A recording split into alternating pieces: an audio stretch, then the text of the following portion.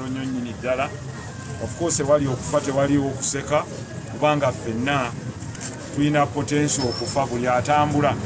Olwaleero Kato akedde ng'atambula bulungi nnyo ng'akutupa ne sawuti y'amaanyi. Nze nsinkanyeko ampiseeko ku ofiisi gwe mulundi gwe nsoose okwogera ne Kato ne tumala just dakiika 3. Era ze bw'ati naŋŋaabulaga ne mugamba ate Kato wange.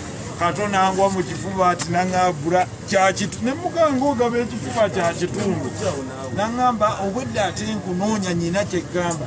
Ate nange ne muga Kato nnyina wendaga kati kankuneekonewo naŋŋaa bwe kiri bula nange ntegeka muzannyo ogwo ogwagumu.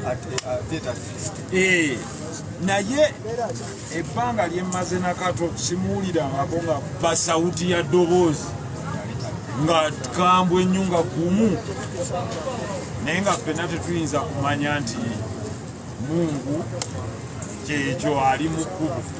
So ffe twawukanye naye essaawa zibadde nga 9 enza okuddamu nga bankubira banzuukusa nti inna lillahi wa inna ilaihi raaji'uun. Kato takyali ate nga kwe okugera kwa Mungu ffenna kwe tutayinza kuzanyiramu. Allah bw'aba ageze ebisigadde. Naye oyo Kato wammwe musaazi. Kato is a comedian, abadde musaazi yadde mukulembeze. Kato tanyiika, Kato tajaawa. Yoyo is there, that's why buli omu aliwo olwa Kato. Mbeebaza nnyo mwenna abavuddeyo. You know? Yes. Ekyo. So kyekyo bannange, Allah kyekyo kyatugeredde. Semakula opa Uganda wera bali kwagala bantu nini musajja wa Mbogo.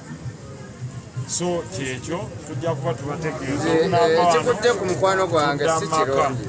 Era kiwuliriza ne baŋŋamba gye ntabadde ntambulidde era nenjija nange ndabe mukwano gwange ono Kato Lubwama mbadde n'ebbanga eddene wadde siri muyimbi naye ate nze ndi musajja mukozi wa mirimu mirala. ono kankyajinga Kitalo nnyo bannange olwalenge Kato Lubwama afudde. Tuli wano mu ddwaliro wafiiridde. Afudde essaawa ndowooza ng'emu eyise. Kitalo nnyo abadde mulamu emisana wonna. Bwateekateeka ye aba amanyi kalenda eweddeko. Wako mileage weggwerako nga tosobola kwongerako kintu kyonna. So ebirala tujja kubibategeeza nga tuyita ku mikutu gyaffe egy'enjawulo. Bwetutyo bwe tuli embeera mwe tuli. Honorable Kato Lubwama esiize omwenkomerero. Obako message yono kitunyweta papa. Kubiddwa essimu badde waka.